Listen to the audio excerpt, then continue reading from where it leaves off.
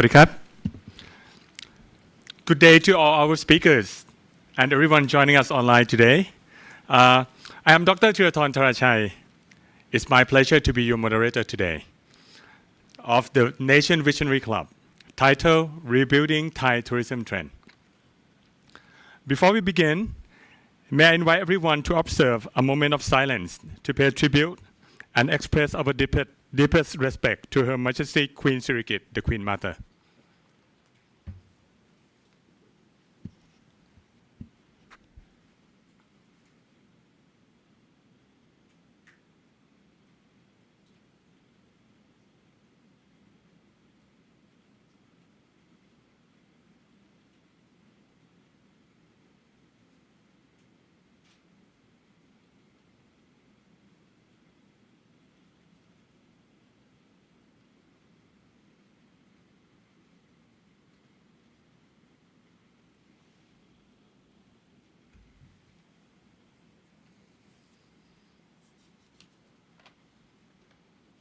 Please sit down. Thank you.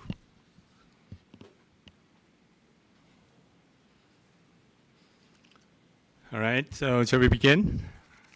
Today marks the first sessions of the Nation Visionary Club, a platform for open dialogue and exchange of ideas from those who wish to see Thailand's future thrive with stability. Our topic today, rebuilding Thai tourism trend, is both timely and essential. The Nation Roundtable mapped Thailand's path to regain tourism crown. For decades, Thailand has stood among the world's premier tourist destinations, celebrated its natural beauty, hospitality, and vibrant culture. Tourism has long served as a key driver of national economy, contributing significantly to employment, income across regions. Yet, in 2025, Thailand tourism sectors find itself at a crossroads. While the government accelerates efforts to revive the industry through stimulus package and visa facilitation schemes, operators are struggling with sluggish recovery, shifting traveler preference, and intensifying regional competitions. The questions remain: where does Thai tourism stand now?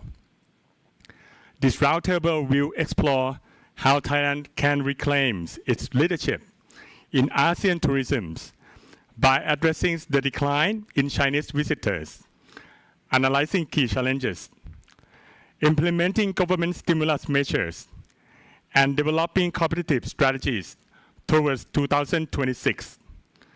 Join industry leaders for insights and reflections on how various sectors can collaborate to rebuild Thai tourism trend at the Nation Visionary Club Forum.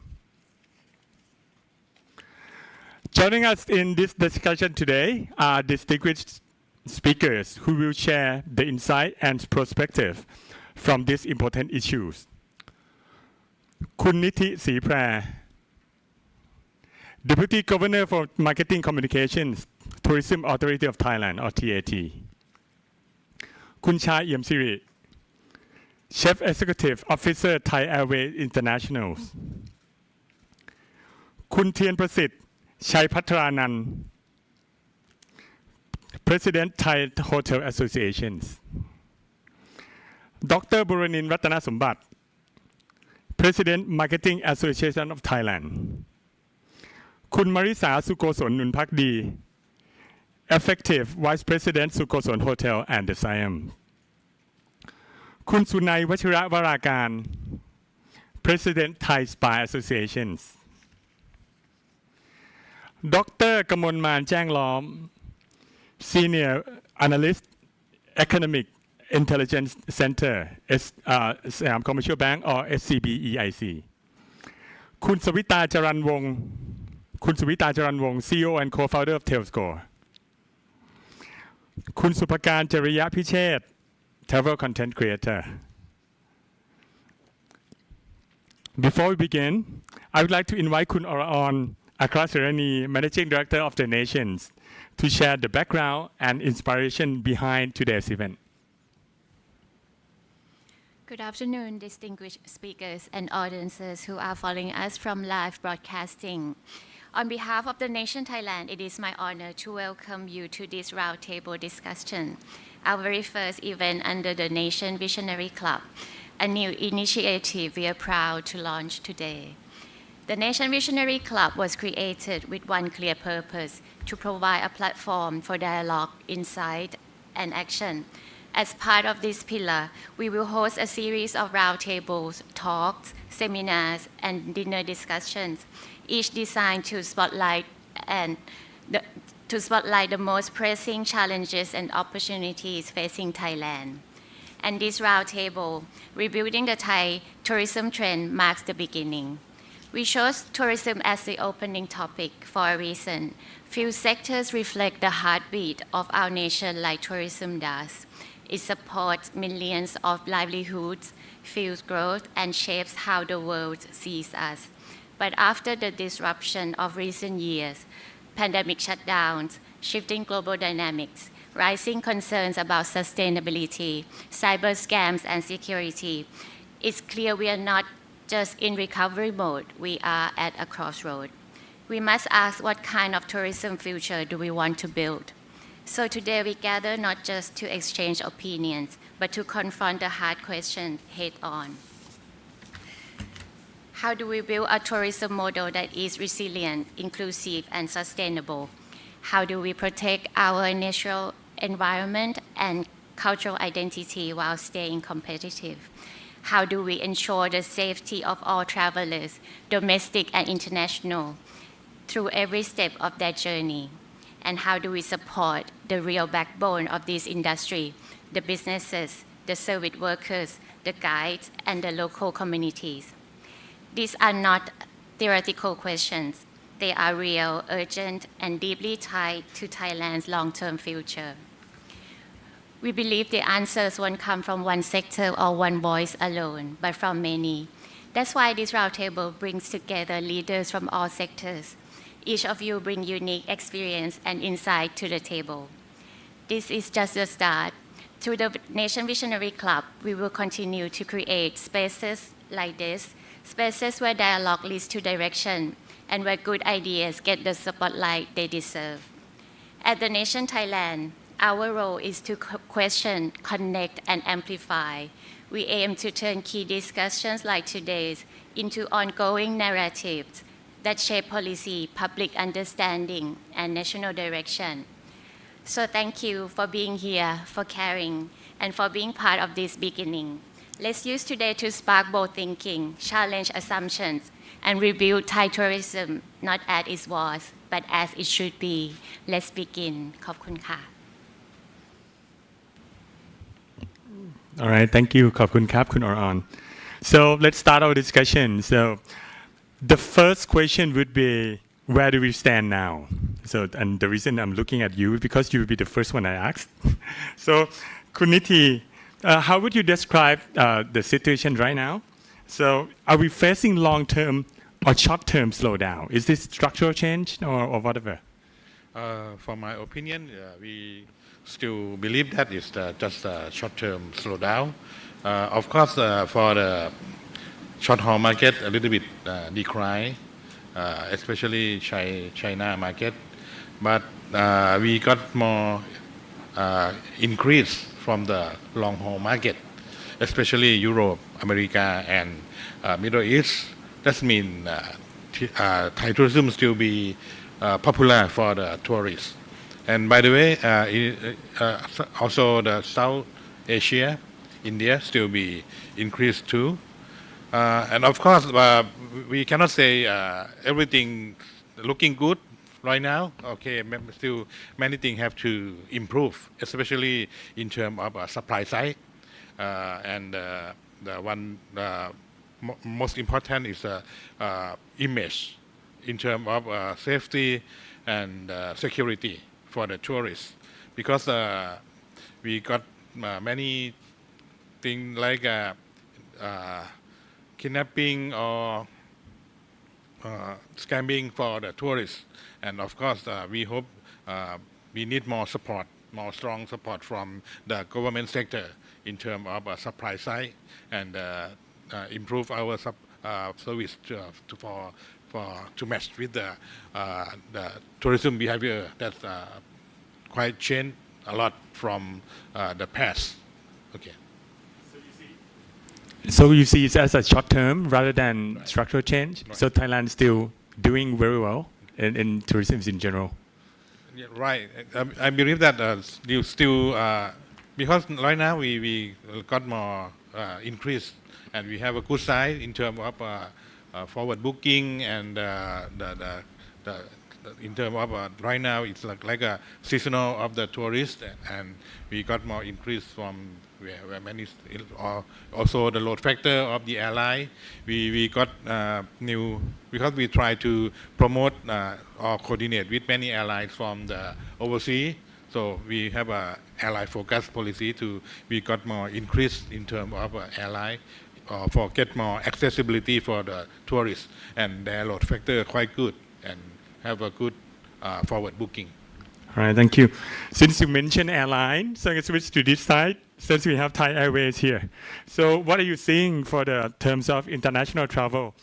Since you must, we are approaching the peak season right now, and you must see the forward booking. So what's the situation right now? I would like to support Kun Niti on the TRT view. Actually, we see the same thing.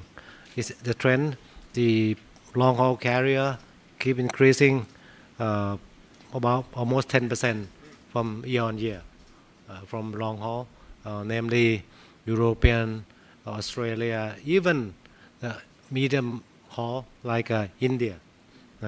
That will subsidizing the Chinese traveler that decreasing about I think about 30% from year to year numbers. But actually, if we can gain both sides, that best for the countries. But at least the long haul passenger is the one who subsidizing the market. But like it or not, Thai Airways still lack of capacity, as we all know that we'd like to have more capacity in coming into Thai Airways portfolio, especially long haul passenger. Right now we fly to 11 cities in Europe. Some of them like Heathrow, London and Frankfurt, double Delhi. And actually we would like to have double Delhi at least to Paris, to Munich and Turkey, Istanbul.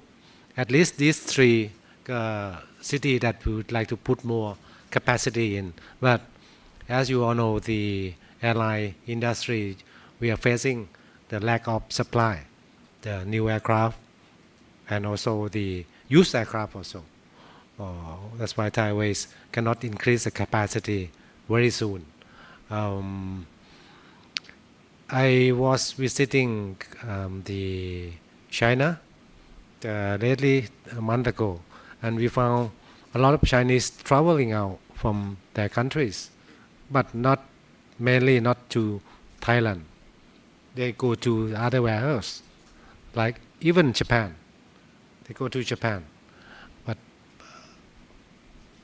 we can notice from our flight also, because currently we fly to 5 cities in China. 42 flights per day, per week. 42 flights per week. The cabin factor is quite good, but actually they are not terminating their travel destination in Thailand.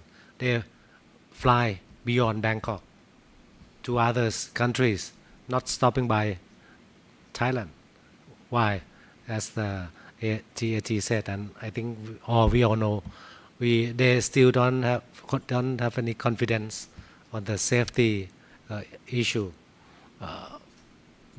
We have the same view also, that we have to seriously overcome this issue. Even this is a short-term issue, but if it leaves short-term, it will be long-term. It will be long-term, and then we will permanently stay with that for years to come.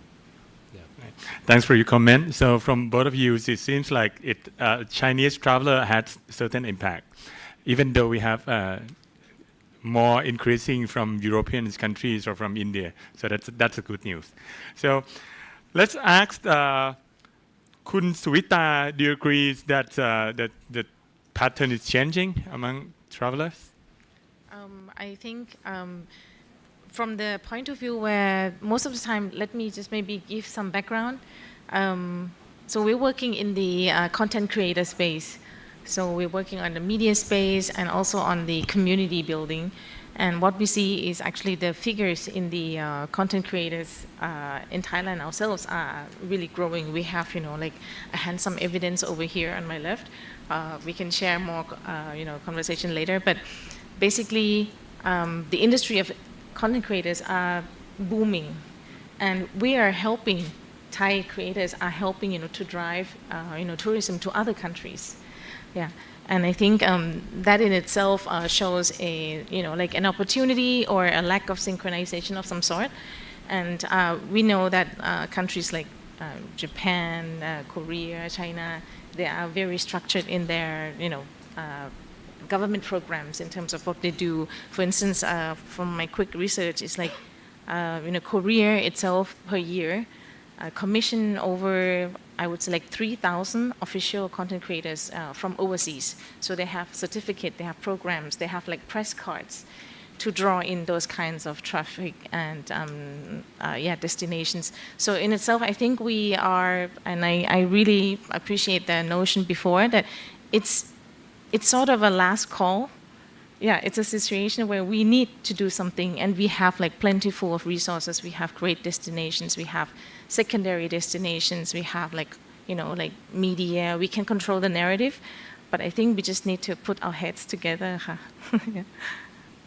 Thanks a lot. So since you talk about online narrative, so I have one speaker who can give a big contributions in that area, Kun Supakan. So what people are saying about Thailand right now? So, and what should we do? How do we control our narrative?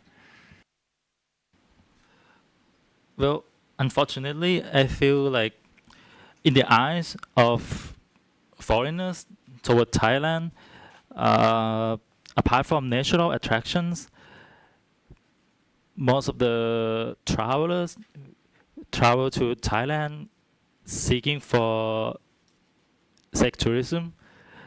Because whenever I travel across the world, whenever I mention that I'm from Thailand, the first impression of them is either the Phuket or Pattaya. So we cannot deny the fact that it's still the image, whether we like it or not. But on the good side, I think Thailand, our country, is in the middle, like in the between of the level of the greatness, like comparing to Japan, China, or Korea, and the badass countries. But I feel like we can push to reach the level of the greatness, because we're trying to. Personally, I feel like we can see a lot of Japanese influence, especially in Bangkok, more than anywhere, more than any cities in Southeast Asians. For me, I feel like it helps travelers and it helps local people to feel like they can they can reach another level of themselves. Meanwhile, they will not lose our charm, because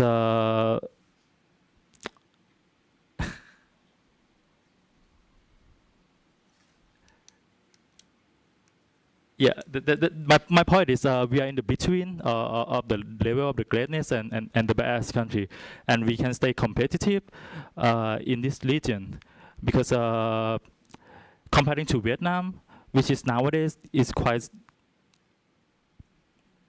I think it's our first I wouldn't say enemy, but they stay competitive to us because in online, they tend to compare us to Vietnam. So I think that's another key that we need to focus on about like Thailand and Vietnam. All right. Thanks a lot. So it seems like not only the concerns from Chinese traveler, then even though we get some Europeans and Indian people to support. You have something to add? Go ahead. I think what Kun Supakan wanted to express, I could be wrong, is that Thailand has Thai people are innately hospitable and we can provide the best hospitality in the world. Would you agree? Would you agree with that? Yeah, for sure. That's Our advantage. Right? yeah, that's our advantage, Yes. and we need to keep that image to the eyes of the Right. world. Yeah, and can I just give an example of the power of social media? When Kun Supakan mentioned that people still have a negative perception of Pattaya, Patong, whatever, right? I do have hotels in Pattaya. But, the documentary, the British documentary that came out, what was it called? The Dark Side of Thailand. And, because in reality, people have such satisfaction and wonderful experiences visiting Thailand. So it didn't have an effect on tourism. We have a surplus of UK travelers because people went online. Actual travelers went online and disputed what that lady said in her documentary. So that's the power of social media. It can also protect our tourism. Can I just say something on behalf of the private sector? Because the high season would be, we have no worries, and we have pretty good occupancy because of the long haul market, but we worry about next year's low season and shoulder season from April to around October. It's very worrisome because we used to have a lot of, we lost like 6 to 7 million Chinese, So some of us are surviving because we have more of a mixed market in our hotels, but some of us do suffer. A lot of hotels do suffer, and the restaurants, everyone else in the industry is suffering as well. And we need the Chinese to come back. We do, because they spend and they're very intrepid, adventurous. They go, what would Chiang Mai do without the Chinese, right? So they go to Ban That Thong, they go, if you want to promote crafts, anything at all having to do with creative community travel, the Chinese will be the first to experience that. So we do need the Chinese. Starting to be really fruitful. Please go ahead. Discussions. As Kun Maritha said, if I compare Thailand as a business company, Thailand is a big company. It's a mass. It's not a niche market. So in terms of doing business, we need a combination. We need a different target. We cannot selective or operate as a niche market because Thailand is so big in terms of the tourist industry. So if we are small countries, we can run as a niche market. But Thailand bigger, we have to serve every target group, namely mass and also niche, at the same time. For example, China can be mass. Niche can be European, which have a higher yield, high value traveler. This can be both. That's why I said we have best from both. That's the best for the countries. Yes. That's great comment. Since we got, go ahead, Kuniti. Maybe I share a little bit in terms of Thailand image. And of course, there are some tourists come to Thailand with the mindset, with the sex, something that influencer says. But I believe that the majority still enjoy with the tourism in terms of nature and Thai culture. And you can see in the social media when they share or they express their impression with Thailand. Mostly they talk about Thailand very safe, Thailand and Thai people very nice. like when they show that when they park the motorcycle in front of the 7-Eleven, at the beginning they cannot leave their helmet and the key. When they stay in Thailand for 2 or 3 weeks, they left everything on the motorcycle and come back with everything still be there. That means they trust in the Thai people.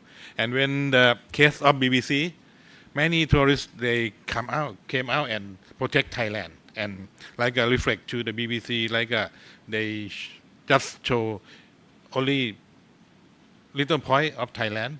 They should show more positive point of Thailand. And of course, Thailand TAT is still concerned about Chinese market. We still try to do many things to gain all the trust from the Chinese tourists to come back in terms of coordinate with Chinese influencer, or even though Thai influencer who is the big magnet of China tourists.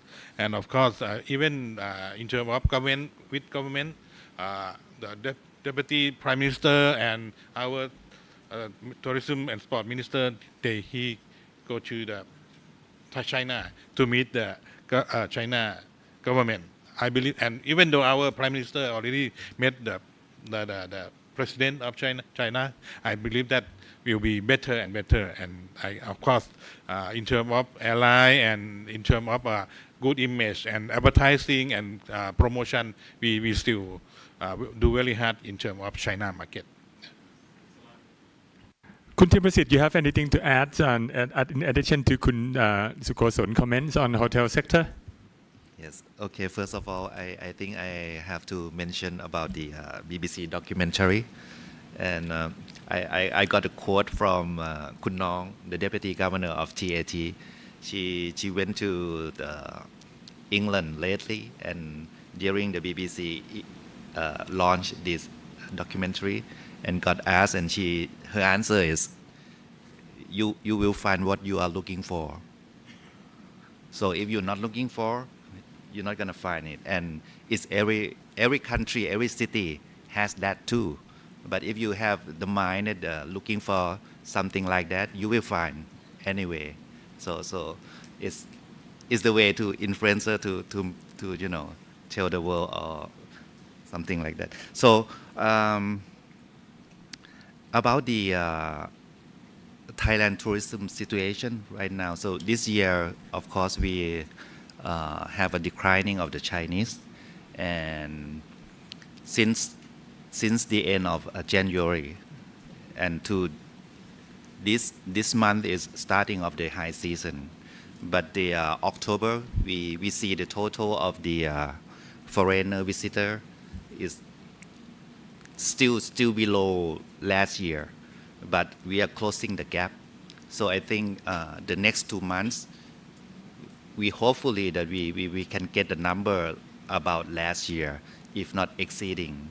And of course, everyone mentioned that long haul is increasingly coming to Thailand, but the number still cannot compare to the Chinese market, right?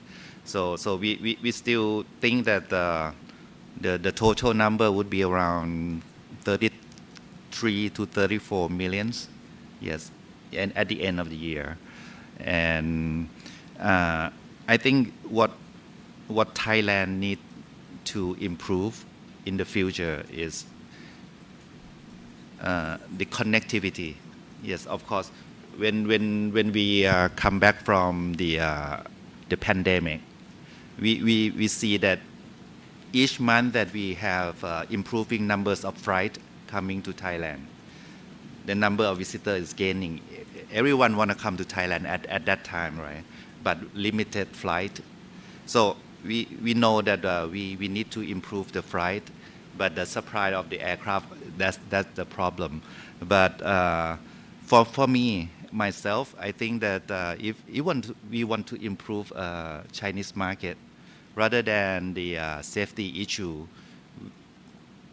why not we try to get another pipeline that's straight to Thailand, like a railway that can connect from China yeah, in the past we heard that we're gonna have that kind of project, but I think it's time that we need to develop the railway system. We doesn't need to be very high speed like in China, but that will bring a lot, because I heard that many cities in China, the tourism growth is because of the railway, and of course in European, right, the Spain, there a lot of traveler, they travel by train. So right now we use our train system just domestically. So we need to think that we can connect the pipeline, yeah, throughout the ASEAN and to direct from China. That's also the key. And also we need to we need to promote the second tier city.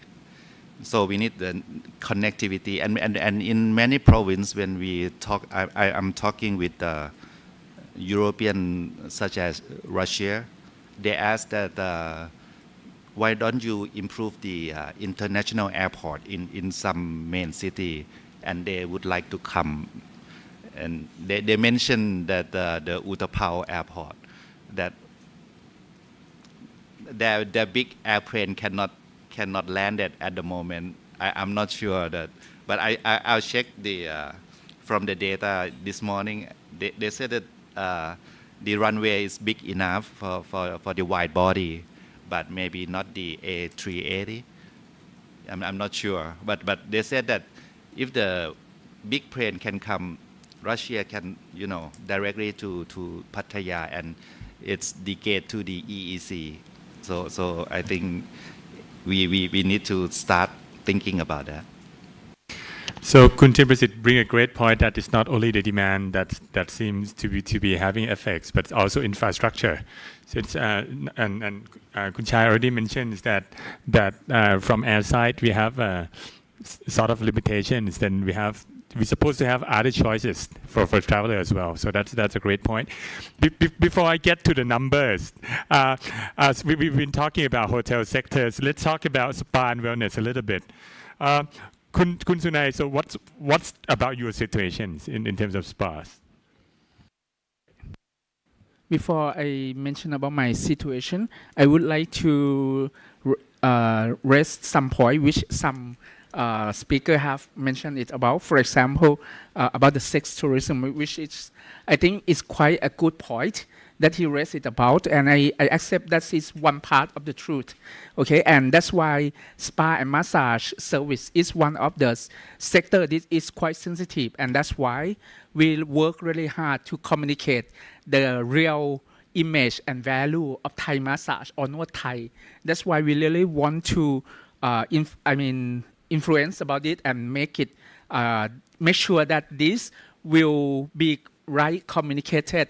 And one of the reasons which I would like to add the opinion on, one of the reasons why we cannot get rid of this kind of business, but we can offer them the better business value. I mean, if we have some business opportunity for the entrepreneurs to have the choice, for example, instead of they running those kind of service, and if they have any other service that they can gain more revenue or profit, why don't they will be interested? So that's why we really want to make sure that we would like to adding the value to the Thai massage shop to be something that they would like to spend more than like 300 baht, 400 baht. I think we should aim to drive the value of this Nuot Thai or Thai massage to be extra, like Ayurveda in India, that they spend like 3 days, 5 days, 7 days. This is a part that I really want to lift it up. That is one point. And another point is about what Kun Thiepasit mentioned about the railway, which I totally agree. And actually, myself, I used to travel to China, and one of the points which I found, the traveling with a railway in China is more punctual, accurate, and I mean, it's a preferred choice. What that I gonna say? So I mean, railway transportation is one of the creative strategy in my point. If we are going to have this with one reason, is about the punctuality, and it also can make, if we want the Chinese market, they get used to those kind of transportation, why not? Secondly, I think the railway, it will make the people see Thailand in a different way. Because right now, because of the infrastructure, it's not suitable for us to enjoy that. But actually, the scene or the landscape of Thailand is very beautiful. Instead of flying over, why don't we enjoy our, experience during the traveling, such as even if you know the brand like Dior, which is a luxury brand, they even have the space, the cabin, which designed only for the spa. And it's good offering the luxury wellness experience in the railway. So this kind of the thing that I really appreciated. Okay, this is some point that I would like to raise it up. And also for the situation of Thailand wellness market, may I have my slide, please? Okay. Actually, where are the wellness tourists right now? I will go back to the overview of the Thailand market, which I make some research for you. It doesn't move, or maybe, okay. Oh, okay, sorry. This is like overview. Let me go to this one. Actually, I have made some research and I found out that right now in Thailand, thank you for TAT that I just get the full report, 500 pages. Then I can digest it and summarize into 2 pages. And the wellness tourism trip right now is 7.8% of Thailand tourism trip as the overall. But if you can see that in terms of the revenue side, the wellness tourism revenue, it accounted for 18%, which means that actually the spending of the people in the trip higher than the average traveling, which is a good point and good sign, because actually the people who travel in the wellness, they will spend much higher than the other tourism sector. And 55% of us are the international market, and the rest are the domestic market.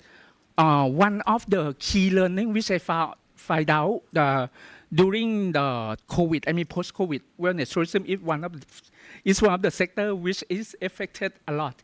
And in some countries like US, China, they don't affect a lot because of the crisis of the COVID, because domestic consumption of wellness tourism is mainly due to the domestic consumption, the wellness tourism, instead of international. But in Thailand, right now, we rely a lot in the international market.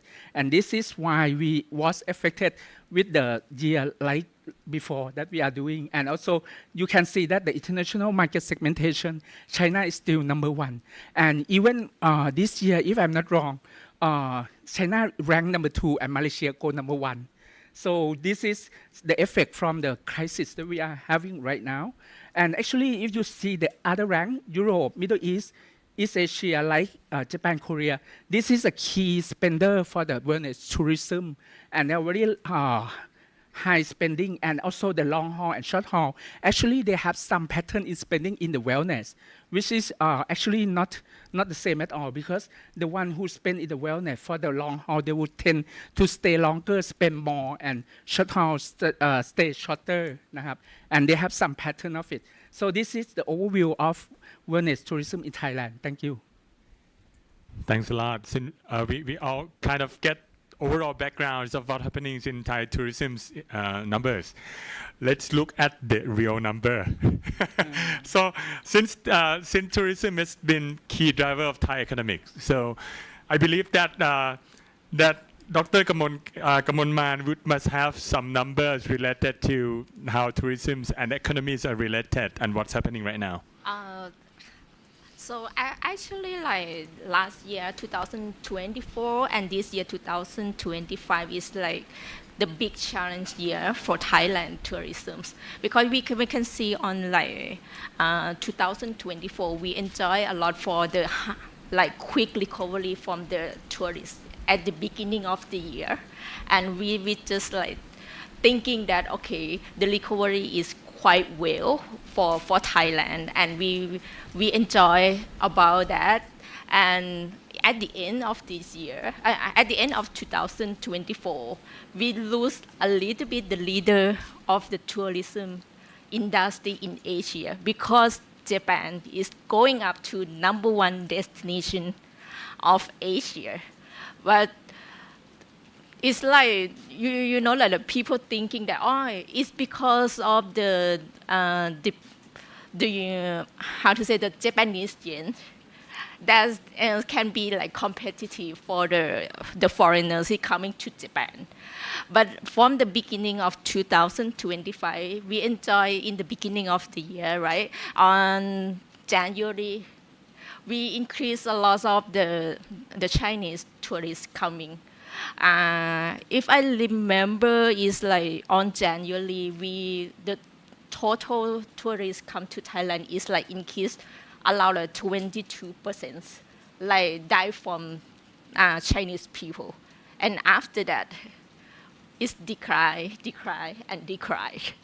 And then we're just thinking about, because of the scammer on January, that is the short term. We think about it's short term. And after that, and on March, it's the earthquake. It's the incident. It should be the short term, and it's coming. It's gonna be like recovery within 2 months or 3 months. And then right now, October, is not recovery. I'm not sure that I can use the word that overly positive or not, because the people thinking, it will come back, but right now it's not. So on the other hand, we can see other countries like Japan. Like they enjoy the foreign tourists, like hit the high record on 2024, and they keep going, enjoy more in 2025. And from the Chinese tourists, and also right now, Vietnam attract more Chinese rather than Thailand. The Chinese people going to Vietnam more than Thailand right now. And I agree with the Kun Marisa that we still need the Chinese people, Chinese tourists coming to Thailand. For the long haul, it's gonna be like, the number of the tourists is not equally for the big market like the China tourists coming Thailand. I think we still need the Chinese market to recover the Thai tourism. But it's not only Thailand that we need the Chinese tourists. Every country in Thailand, they're targeting the Chinese tourists also. And even the Chinese government, they attract the Chinese people traveling in domestic. So it's kind of big challenge for us to attract more the Chinese tourists. And we can see that the policies that either the government launched like 1 or 2 years ago, or 1 to 2 years, the Vietnamese also launched the visa exception for the Chinese.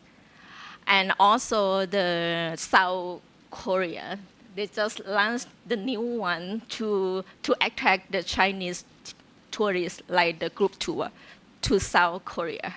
So it's kind of high competitive between country in Asia. And we have the big challenge. It's not like the short term right now.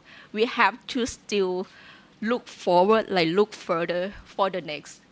I'm not sure it's the decline of the foreign tourists in Thailand is kind of short-term shock, or just only it will be recovery within 2 months or 3 months. But the evidence can show right now that after the earthquake or after the event that it shocked the tourists. Right now it's I'm not sure 8 months already, or almost 8 months already is not recovered yet. So it's time that it's not just only the government support and also the private sector. It's time to closely collaboration to push more the tourists, to push more the Thailand tourism industry, go furthermore and compete well to the Asian country to attract more tourists coming to Thailand, because we still need the tourism industry to boost the economics in Thailand right now. So the tourism industry still play important role for this. That is my point. I totally agree. And since the tourism industry related to hotel and spa and wellness, which actually relate a lot in employment, so it would affect the economics in general in a significant way. And since you mentioned the same point as Kun Chai mentioned earlier, is that if you don't do anything, then the short term may be the long term. And it seems like the demand is there, but they're going somewhere else. And then, so this start to be a concern. Before we talk about solutions, let help us dig deeper on what do you believe is what's holding us back. What the problems? What is the problems? So, since Dr. Buranin, some of us mentioned that it might be narrative, it might be perception. So, what actually are positions or perception of Thailand, or what we can do? Okay, first of all, I would like to thank you for the nation for inviting me to join this club, because I think I can learn and share, because just only me is outside your industry, because a lot of people in round table is come from the tourist industry. For my opinions, I think about the tourist industry is very important industry. I think we have the three things that you get the benefit for our country. First is to build up and to boost up the GDP. This is the good. And second, I think for this industry is the high value added margin. It means more than 70% is the local content, not come from for the industry. And third, I think is in the tourist industry is it better for in terms of the wealth distribution.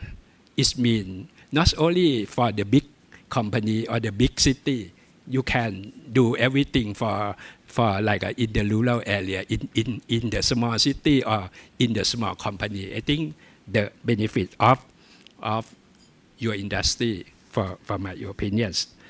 For my industry, I come from the Marketing Associate of Thailand. Another work, I work from the oil and gas sector is support your fuel in terms of the jet fuel for the airline or the gasoline or gas oil for the drivers or the truck driver, or LPG for the hotel for this. I think the role of the marketing is the create value into value. It means the value is the money value. For the create value is how to understand your customer. This is really important for us, because if you deep understand customer, it means customer insight. You can turn activity to serve them and get money from them. This is the benefit of the marketing. For my opinion, outside your industry, I think the one thing is the tourist landscape have been changed in term of like a economic slowdown. It's not only the Thailand, all of the world they have the low cost GDP. Second, I think we are a lot of the new generation, and the generation gap between the newborn or the younger or Gen Z or baby boom or the Gen X, and there are different behavioral, and also some culture will be changed. This is the important. And third is the coming of the digital technology and a lot of the technology, and also we have a lot of new competitors. They are first country and nature country. I think that we need to define what what we should do in terms of to bring, for me, it means how to repeat the order or how to buy more in terms of like in the same pace or different pace in our country. This is the very important. And I agree with the Kun Chai.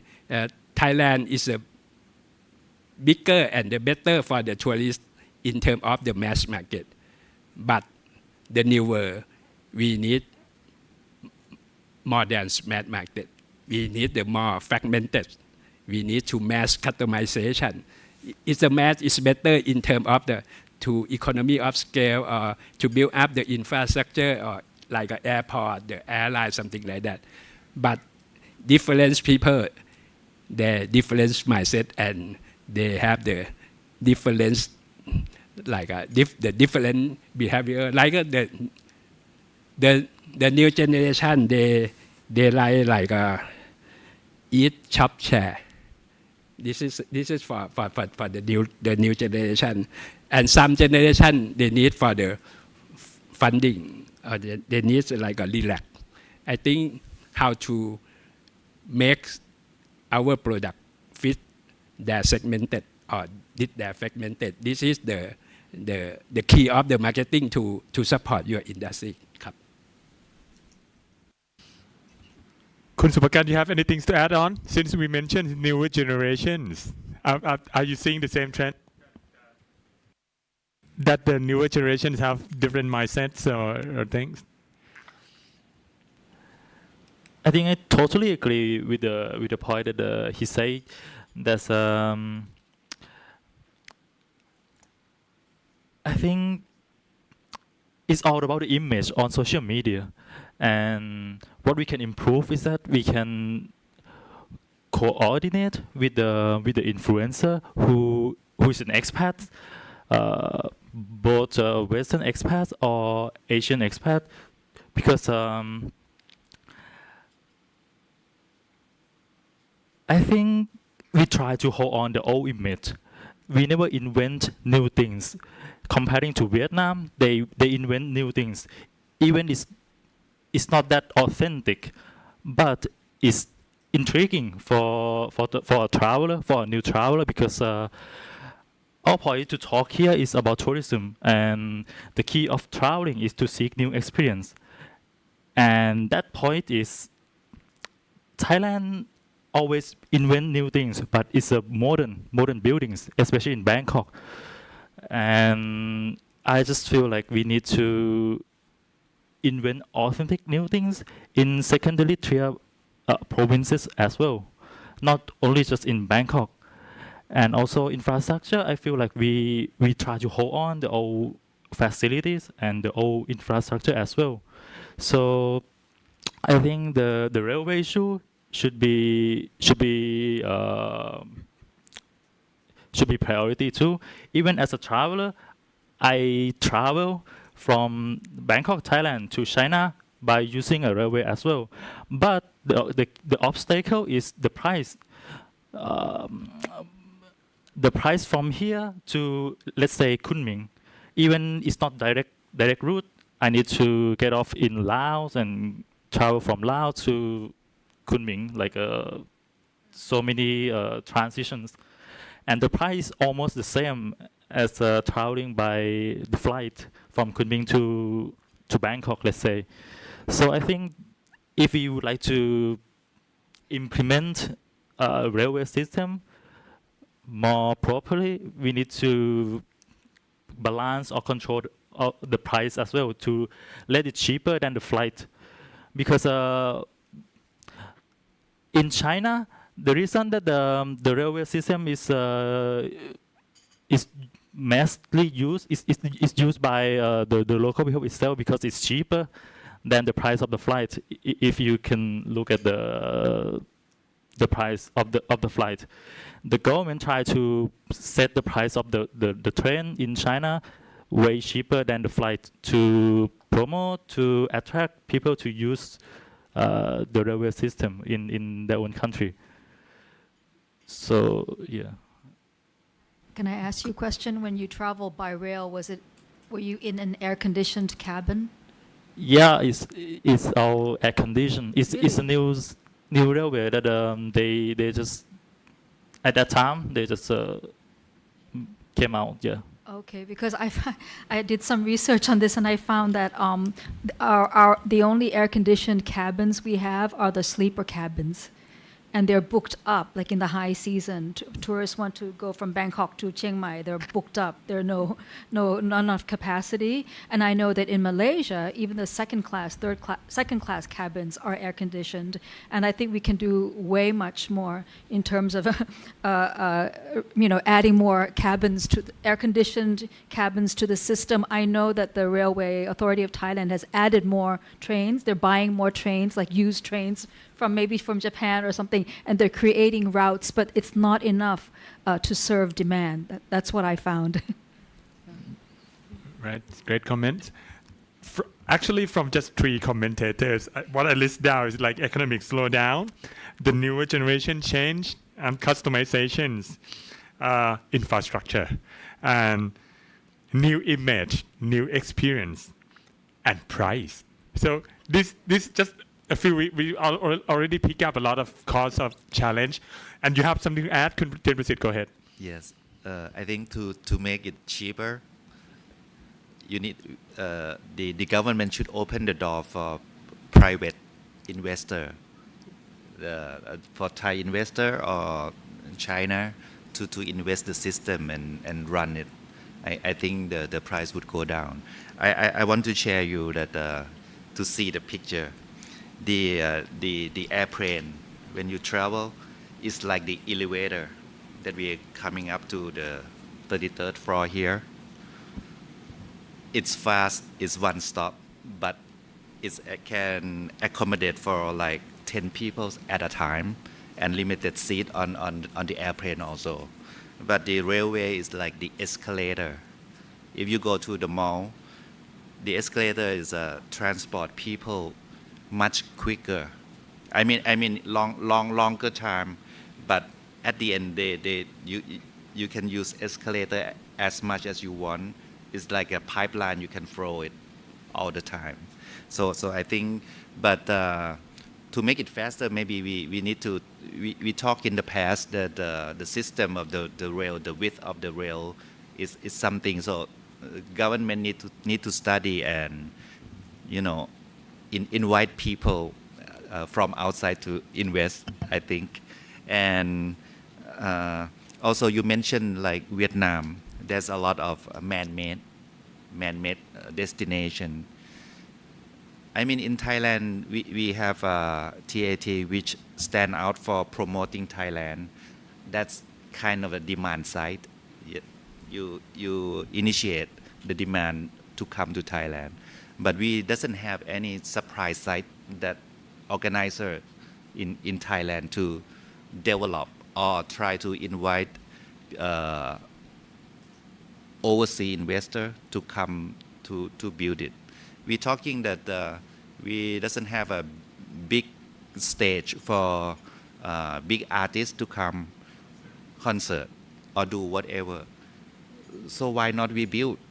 I mean, Vietnam cannot build what we have already, but they built man-made. So why not we man-made here too? And we have the existing resource like cultural street food, and the best for Thailand is people, Thai people. They cannot, learn and to act as a Thai in terms of service, the smile, the friendliness of Thai people. So I think we need to start to have a strategy as a country to develop the supply side, the man-made, whatever, and try to give them benefit on the investment BOI or something like that, or you can give them a plot of land to lease, like long-term lease in a cheaper price, and connectivity. I think Thailand will compete because they cannot compete with us. Even Vietnam, what I heard is the wave of the sea is stronger and not calm as a Gulf of Thailand. and even Phuket we have a Andaman side and the Gulf side. So I mean we still have very advantage things, but we cannot stay still. We're gonna lose in the competition. So we need to develop the man-made. Yes. So both of you, let me add that a little bit. So both of you mentioned that it's not only the old content that is already strong. So it's basically Thailand need new content as well, which means can add sort of new experience or integrated with service and infrastructure and place basically. Since we have the people, so that's our strong point. And Kuniti, you'd like to add, please go ahead.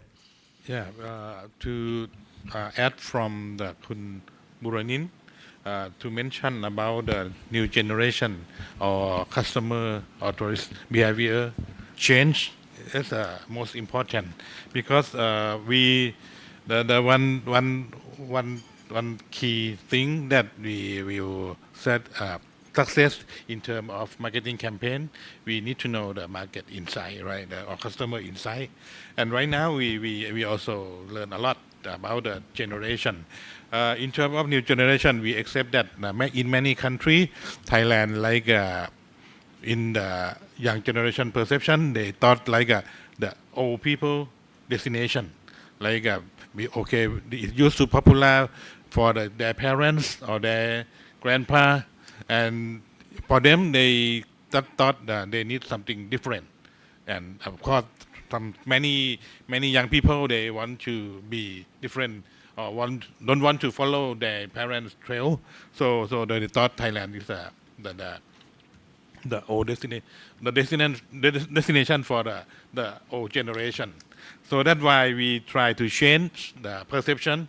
Of course, we use like a pop culture, and we learn a lot from, of course, Korea. They success in terms of the pop culture or content that to get for the young people. We will try to coordinate with many young people or young influencers to communicate with the young people in the foreigner in the overseas country.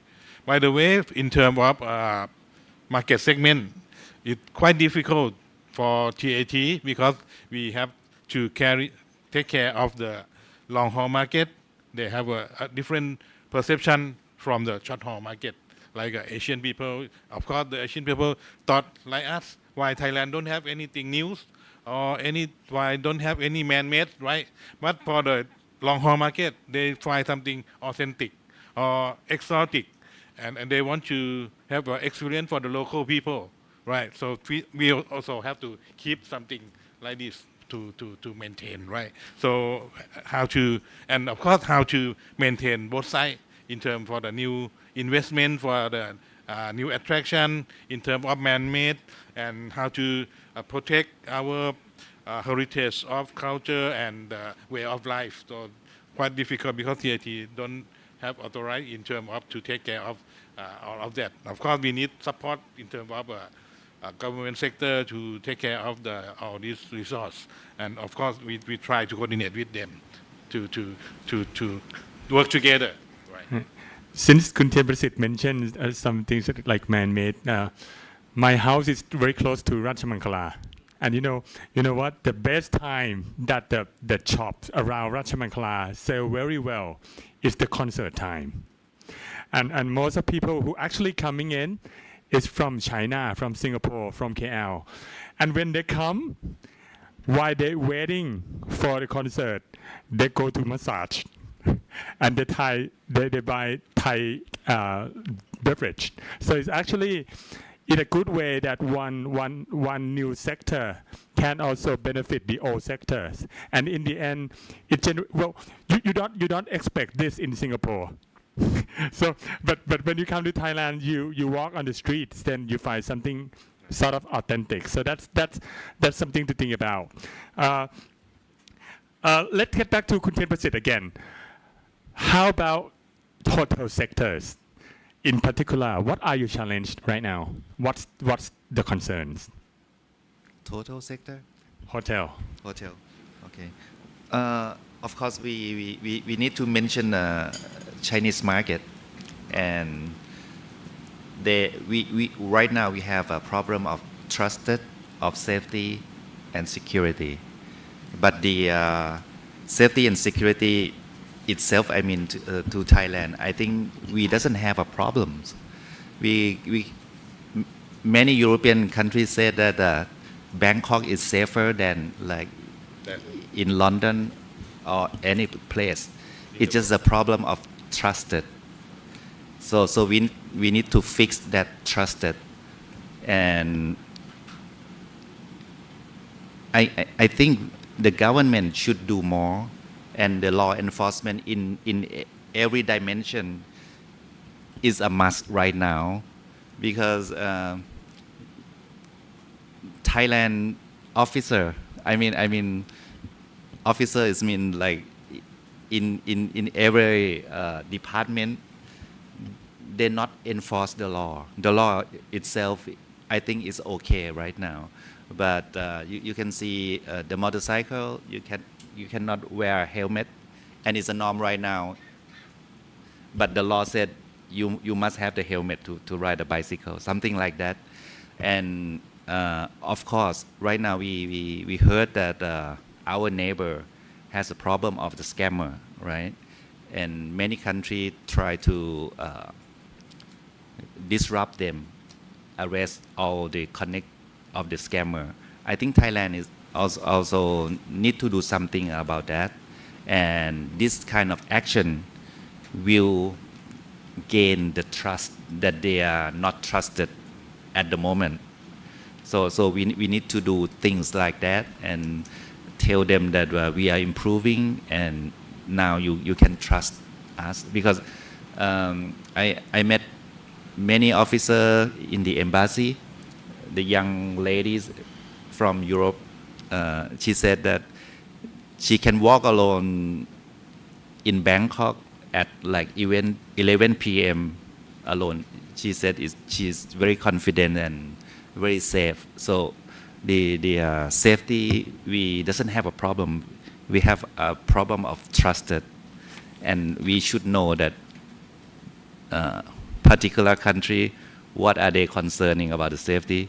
We need to fix the trusted by seriously doing all the things that they are concerned. Thank you. So talk about the right message to the right people about the trusted and concerns. So Kun Smita, do you have any comments on how we get the right message to regain the trust that we serve? A few things also in like retrospect of what the committee was like talking about. I think we know that tourism is not anybody's what do you call like sole jobs, right? It's a collaboration of all parties. It's responsibility of not only the government themselves or the government agencies, but also like a culture that we can cultivate into the destination and people. So I see, and since we talked quite a bit on infrastructure, I would love to kind of like, mention, we talked a lot about hard infrastructures, like railways, man-made, which is like the most important, even like 5Gs and internet, right? Because on an average point, Thailand has actually quite decent infrastructure including safety, including, things like destination, facilitating all sorts of that. One of the things that it strikes me is like soft infrastructure hasn't really been addressed enough. And right now we see everybody's talking about the safety, or our neighbor is doing a lot of scamming activities and things like that, and controlling a lot of the narrative. Especially in the incident of what happens during our neighbor, there's a lot of information warfare that is happening as well, right? So that in itself spreads a lot of rumors, and is controlled by social media, and it's hired systematically by actually hundreds of thousands of people. I don't want to call content creators, because those are not content creators. I think those are criminals who are just using social media, right? So yeah. So I think a big issue is also to really build a good soft infrastructure to help communicate all of the goodness that the country has to offer, all of the hard infrastructure that we're talking about. So that in itself is a long-term commitment, cannot be done, as a one-off conversation, as a one quarter, and then let it go. And we can sandwich a lot of the message that we talked today, for instance, safety, for instance, how the hospitality, and also the new offerings. I hear a lot of good ideas happening today. For instance, the new offerings of a new destination. We also can offer inclusivity, traveling, right? LGBT see Thailand as a very hopeful destination. It's a necessity to their lives. It's not only let's go to Thailand, but some of the things are only offered by Thailand for the LGBT community, weddings, operations, and also the safety of the heart, because the inclusivity and hospitality that Thailand has to offer, but it's communicated as a one-off, here, there. What if we can, synchronize all of the message together, coming from top down? Okay, this year we're going to talk this much about LGBT, we're going to talk this much about medical tourism, we're going to talk off-beaten route, secondary destination. I think it will be wonderful. And we can really help orchestrate that, working with a lot of new generations and matching new generations content creator to tourism too. We work a lot with hotels, we work a lot with destinations, even, of course, I would say hospitals as well. So, I would say #soft infrastructure. Thanks a lot for adding another big one, soft infrastructure.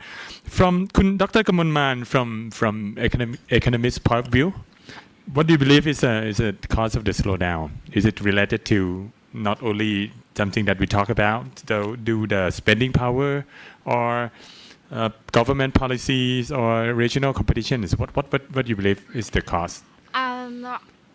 Actually, they have so many points that we can say that is the cause of why the foreign tourists in Thailand is slowed down. One of these is the man-made destination is one thing, because for a long time Thailand promotes just only temple, palace, natural beach. And then other countries is Vietnam, Singapore, they don't have too much the national resource, but they can attract more the foreign tourists, because one thing is the man-made destination. It's also in China, the government of China also focus on the man-made destination. You can see that they build the Disneyland and they build so many things to attract not only the people in that country, they also attract more for the foreign tourists. That is one thing is why the tourists are going to other countries, because we cannot expect only the tourists coming to Thailand at the first time.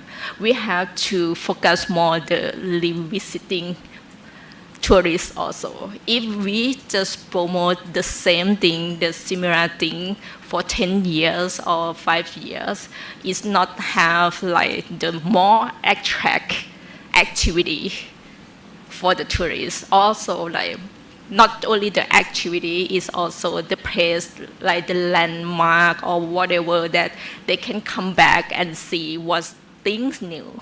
Because if you see in Japan, most of the tourists come to Japan. It's not the first time tourists. It's some kind of revisiting tourists. That even in the Thai people going to Japan 10 times, people that going to Japan, because there are something new. When you go, is something new in Japan. And Japan is not only Tokyo, not only Osaka. They try to promote more, Kun Supakan said, secondary city. that is not in Thailand that we promote the secondary city that much for the foreign tourists. Because like the people coming to Thailand, they focus on like Bangkok, Pattaya, Phuket, Chiang Mai, or maybe like Hua Hin somehow. And also maybe the hard infrastructure problem is the one thing because it's not connecting between the main city to the secondary city to have like the systematics like you can say like transportation is not connecting. That is quite difficult to go to the secondary city. And another thing that I can add, you can see that actually the main strategy that the government in many countries in Asia, they do the same thing. Like I said before, like they exempt the visa, they have the invite the influencer to come to promote the tourists. It's not only Thailand, Korea, Vietnam, China, they do the same thing. But how we can do something different from other countries. Another thing is like you can see that how to say like the promotion campaign. The other country also do the same thing. Like Thailand try to do like Japan to have the one ticket for international flights and get another ticket for the secondary or domestic flight fee. It's the same like Japan. But how to attract people that why I have to go to Thailand or why I have to go to Japan. So it's the same campaign and something is more attract for that. And also the connectivity for the ally.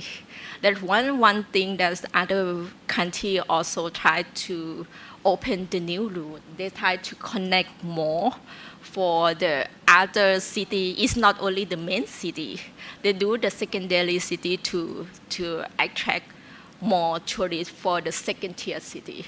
That's how the policy right now is quite similar to each other. And the thing that we need something that different, unique, and something that the people come to see Thailand. That is Thailand.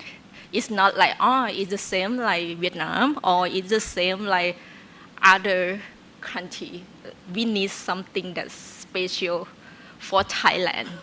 That is like, we need to launch more, step further to open the unique thing for Thailand right now to attract more the people or the foreign tourists coming to Thailand. All right, thanks a lot. Since most of us mentioned that even we got some new travelers coming in, but Chinese still play the key roles.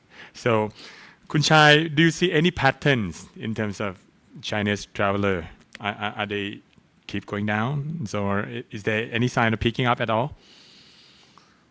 So actually, I'm noticed from the discussion today. I try to comparing to Thai Airways during the past 3-4 years ago. I think we had to accept our problem first. Otherwise, it's keeping spreading around what is the real issue. First, I think we have to diagnose the disease. What's the disease for Thailand tourism? I think everybody agree, and also thanks for SCB numbers. It's already shown at least the last slide. It's already shown Thailand is the only problem as a tourist destination comparing to the other countries. Every countries are growing except Thailand. Then we dig down. What's the area? I think that's our feeling that okay, China is a root cause. for a number of tourists that came down. And also, on the other hand, the other area that helping tourists in Thailand is a long haul tourism. But actually, it's confirming by the figures that our feeling is correct. So what can we do? We know that we know the disease that we was infected. How we curing it? I think it can be separate into different curing method. First, we're talking about China. What's the problem from China tourists? First, perception of safety. I think that's a problem for China. It's not a problem for European or the other countries. I think we have to pinpoint the problem. China is about perception of safety. I think if everybody agree, then we can directly solve that problem. How we can gaining their confidence in travel into Thailand. Second, the other countries, it may be because of the comparing to the other countries. I borrowed a slide from SCB. The traveling cost, currency appreciation, that increase the cost of traveler for the tourists. I think that's a second issue. The third one is the regional competition from the other countries. They're moving forward. They are growing. They are not selling the national nature tourist destination. They also selling the man-made tourist destination. That means they're selling both, not only one or another. I think then we can solve the problem of the tourists by different medicine to different diseases. I try to compare. China, you need a different medicine. European, you need another medicine. So it's not one rule apply to all.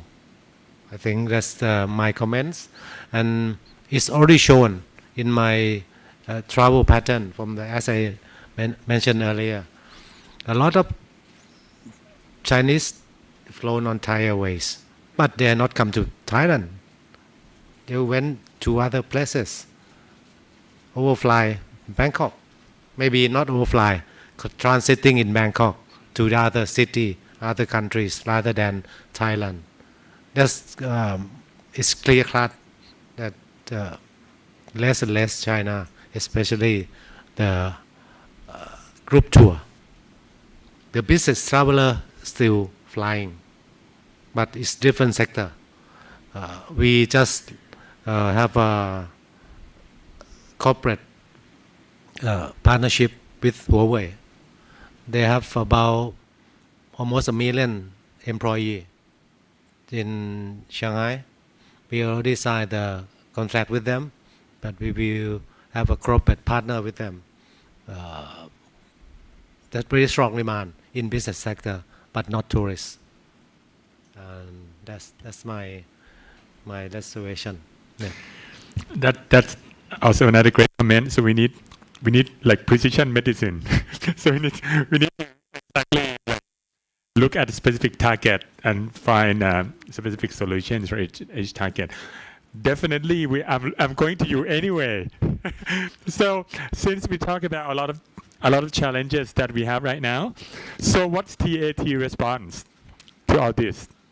Okay, we still be with the China market, right? As we know, we have a big problem in terms of China market, in terms of image, right? We need to gain more trust from the China tourists.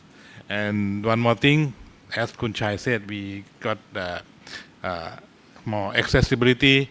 Right now, the ticket price from China quite very high in terms of lack of flight.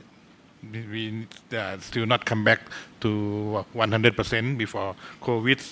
And of course, very strong promotion for the domestic tourists for China government, and of course we got many competitive around the world. They all need the China tourists. Okay, they got more promotion for the China tourists. And right now the China tourists, they change a little bit, change a lot in terms of behavior. Right, most of them to Thailand, they are the FIT. They arrange the trip by themselves, not by group tour as before. So before COVID, many maybe around 70% tourists from China is by group tour, and now become the FIT around 80%. They change a lot, and most of them came from the major city like Beijing or the big city. And many of them is high income tourists.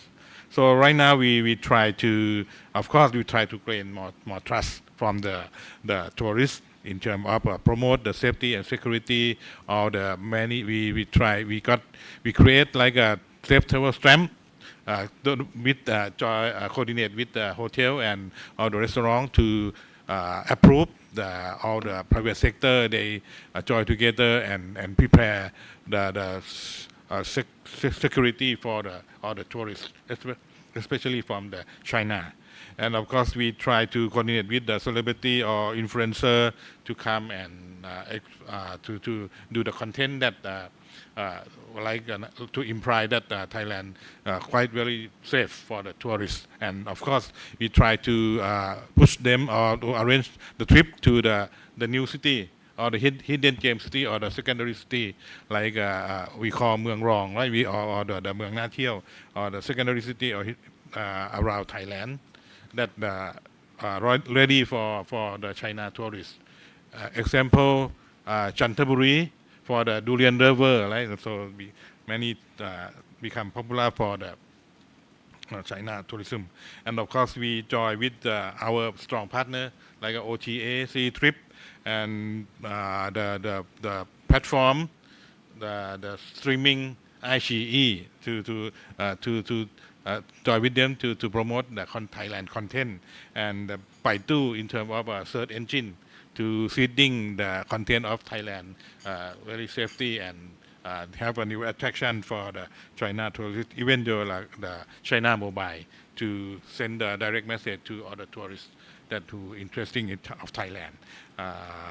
And right now, I believe that we try to create more activity currently, more often to the tourists from China.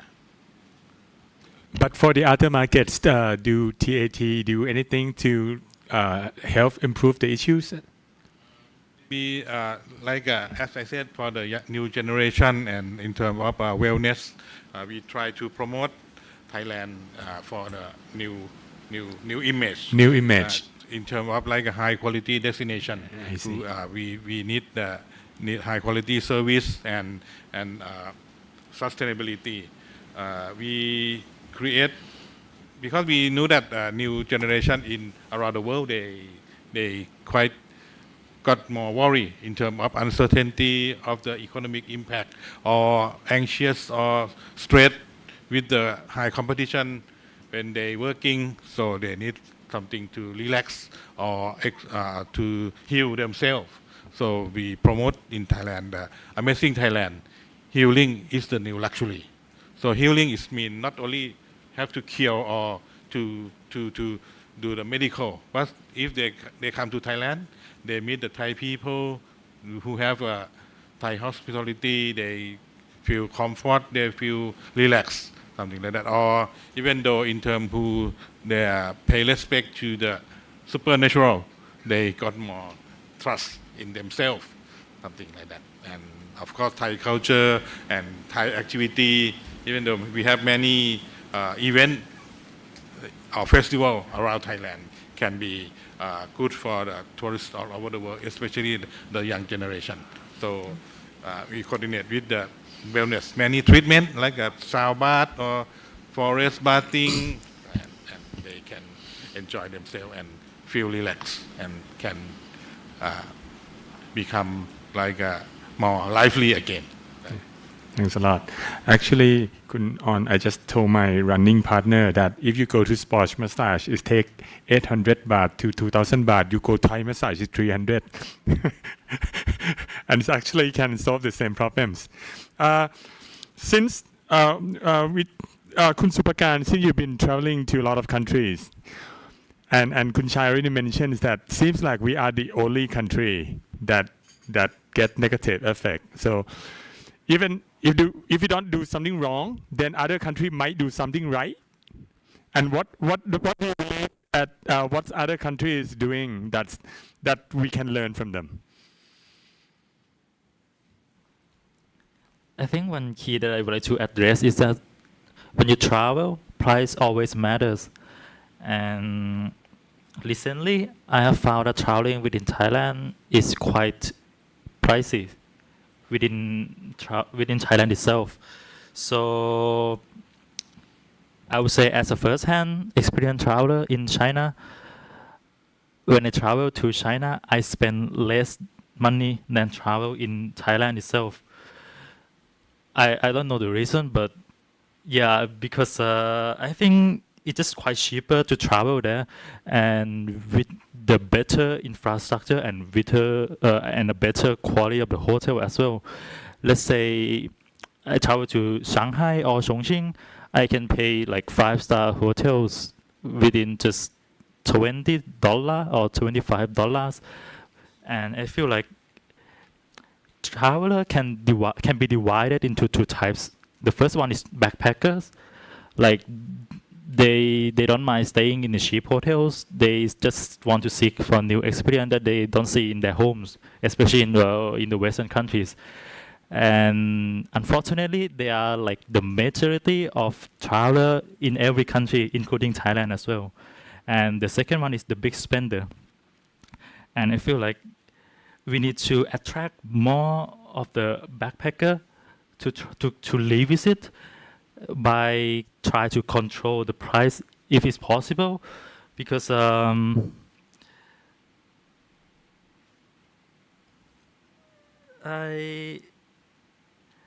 try to think like I try to comprehend like Chinese people perspective when they travel, and if I'm Chinese and the government itself try to subsidize and promote travel within the country, and they can pay almost the same price as traveling to Thailand, why would they come to Thailand when they can pay the same price in China? And also if I want a different vibe, different language, different culture, there's a new competitor, which is Vietnam nowadays. So I feel like the price always matters. And it's just difficult because there's inflation. There's something that we can control and we cannot control. And this particular one is quite difficult to control. And we just need to go with the flow by try to reshape our image to feel like, okay, if you come to Thailand again, there will be something different and something that equally like when you pay for that price, it's valuable. I mean, it's worth it to pay for the price. We need to convince them that it's worth the price that you pay traveling to Thailand again. That's a big homework for me. I believe that price is one, but again, get back to your own points, and somebody raised up earlier that unique offering, like unique selling point, might be the key issue, because we cannot always lower the price. It doesn't work that way. Kun Suvita, I believe that people nowadays they do a lot of things online, like my wife. Okay, and so basically, and online media affect how they choose destination. So what's your view? Well, it definitely affects. I mean, we have great examples of countries like East Asia, East North Asia, Japan, Korea, and how they promote secondary destinations, right?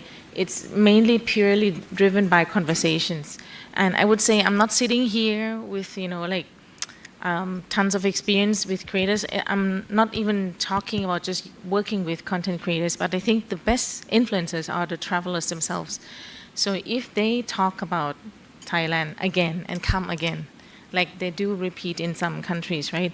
That will be like, the peak of this conversation. If it's a self-sustaining, like word of mouth, that we can shape, the chemistry to work in that route, that will be the perfect influence. But before that happens, we might need a nudge. So media, content creators, can definitely, introduce new destinations, can definitely induce new conversation, can definitely talk about safety in the new chapter. What we've done to actually, ensure. I really love the input when Kun Chai mentioned prescribed medicine for each of the group. I would think each group would have a certain set of conversation that we can ask the media and the content creator to really make poised conversation to attract those target. And with technology these days, it's not just organic. We can control the conversation to be seen by the target audience that we want. If we want more sustainability concerns, tourists, we can actually target those audience. Yeah, there's a way in Douyin, Baidu, iQIYI, Xiaohongshu, which is now really key to attract the Gen Zs, the new millennial from China. We need to talk Xiaohongshu. Yeah, in that we can actually use mathematics to help. And it's a native tool. We're not manipulating anything. We're not doing anything wrong. It's just an advertising tool in Xiaohongshu to tell them this content should be seen by whom. Yeah, so yeah, definitely I have positive thoughts, that we can definitely and we should control the narrative and attract more Chinese. Dr. Burin, I believe you have something to say on these issues. Do we need yes. new marketing tools? I would like to ask on in terms of the pricing and the social media or digital technology. I think for the means of the value for money is not mean the low cost. It means you can ask on when the customer or the consumer they are thinking about the value to money is it means the value divided by the cost. If you ask more value, something they have the value for money for them. For our example, why Thai people go to the Japan for eat the food, because they compare with the Japanese food in Thailand, the cost of in Thailand compare with the Japanese food in Tokyo or in Osaka, it's cheaper and good taste than the Thailand. Why they go to the Thailand? And they compare with the Chinese people. If they have the economic slowdown, compare with the fly to the Bangkok or fly to Tokyo, is the shorter, and maybe right now the Japanese yen is weakened. Maybe the cost is the same with the Thailand. Why they go to the Japan? But I think about for the tourism, it should be they build up the national branding with the tourism. If Thai country have the big country or the big band, or they have the good perception in terms of overall of the Thailand, maybe it's easy to convince them to go to the Thailand. This is the key. Why Thai people they want to go to the Korea, or the Thai people they want to the Japan, because they are strong national branding in terms of the product or in terms of the image. I think it's the one way we need to get Thailand come back to the global stage is very important. And second, I want to talk or share about the digital technology and the social media. I think one thing is the good in terms of when we use the dynamic pricing, because the tourism they have the high and low season. This is very important. We cannot build every infrastructure enough for the high season, but how to allocate the location or allocate the occasion. They go to the like a small city and or go to in the like a the not the weekend, in the weekday, something like that. Because right now it's very easy because they move from the big group to the small group and also the private group. I think this is the new thing why we think about for the target is not total among tourism.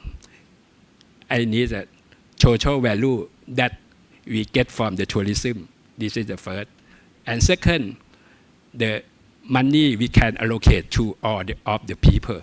This is very important. If the wealth is not distributed, it's not important for the tourism. The tourism should be the wealth distributed for all of the people. This is the better. We don't want to big group. We have the small group and we can promote the people in the small city. They can stay in the small city and bring money from the tourism. This is the our suggestion. And third, I think about the one thing is better is the collaboration like this group. This collaboration in terms of the on off the sector like tourist and service or medical or the government agency. This is the good. Something we need to centralize. Something we need to decentralize. It's better like the deputy of the governor of TAT. He cannot do everything, but he can support if you have the good idea and if you have the good programming. I think this the TAT can support, or even the TG for the new for the new tourism. They can get the lucky door for the new people come to the Thailand and not only the create awareness, create opportunity and occasion. They fly to Bangkok. I think something this in terms of the marketing, or even the Chinese people. We have a lot of Chinese students in Thailand, and we have a lot of the Thai students in China. Why we have the exchange program and friend get friend, something like that. This is the new way that we can do in terms of to repositioning and refocus of the new tourism in Thailand. It's just my comment in terms of the marketing. That's great comment. So it's basically not about the what we talk about the content only, and you mentioned one key point that helping tourism must help the country and the people as well. Since you mentioned the wealth distribution, that's a great point. I realized that Kuniti has to leave us early, so I put the hard questions on you. Okay. So since TAT will play key roles, so what's your plan going forward, and what should we expect in the coming years? For TAT, I still believe that Thailand still be the top destination of the world anyway, in terms of revenue income or tourist number and image of Thai tourism. But we still not careless. We still try to do better and better. New strategy. We try to create a new strategy in terms of promote to the new generation, a new target segment, and finding the new market area like Middle East or Eastern Europe, even though in the Central Asia, to gain more the tourists. And we also need strong support in terms of supply side development like infrastructure, accessibility, security, and safety, or sustainability, and new attraction. Thailand still have a strong point like Thai culture, Thai way of life, Thai hospitality, and we open mind for like a LGBTQ group. By the way, we have also the tangible assets and intangible methods. For tangible method, like a physical, yeah, maybe can gain more the first visitor. But the intangible assets, we can got more revisit for the tourists. Because once they come, they impress our hospitality and safety and security, they will come again. That's our TAT plan. Thanks a lot. So too bad that you have to leave us early. Since I believe that good conversation is going on. ขอบคุณครับ ขอบคุณครับ คุณนิติ ขอบคุณครับ สวัสดีครับ But our discussion still go on, and I'm gonna pass the ball to Kun Marisa, since Kun Niti already mentioned that not only the physical infrastructure that can be done, there's creativity and cultural or experience can be done as well to support the Thai tourism. So what's your idea? Well, first of all, I think creativity is our asset. In the previous government, I was involved with the Soft Power Committee on Tourism, and we tried to elevate Thai creativity and make it known to the world, to attract tourism and to add value in our secondary cities. First of all, I don't think every city can be a tourist city. I think we have to be selective as to which areas of the country can be promoted. And so that I think we already have that. But how do we advertise it to the world, or how can we develop our creativity to attract to be attractive to the world? Can I just give an example of what the committee had done, and the Soft Power Committee on art? So Thai people are extremely creative, very artistic, and one of the problems was that importing artworks from overseas is very costly. So the Thai artists lack the opportunity to exhibit alongside, world-famous artists. So one of the projects was to reduce import tax on artwork, and to have a tax-free art zone where, visitors could come in and purchase art tax-free, things like that. This can attract tourism, I think, on the creative side.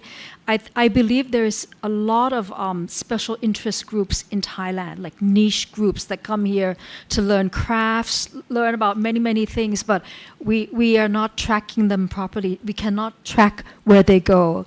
I don't know how other countries do that, but in Thailand, once the tourist arrives at one of our airports, we don't really know where they go. They cannot be tracked.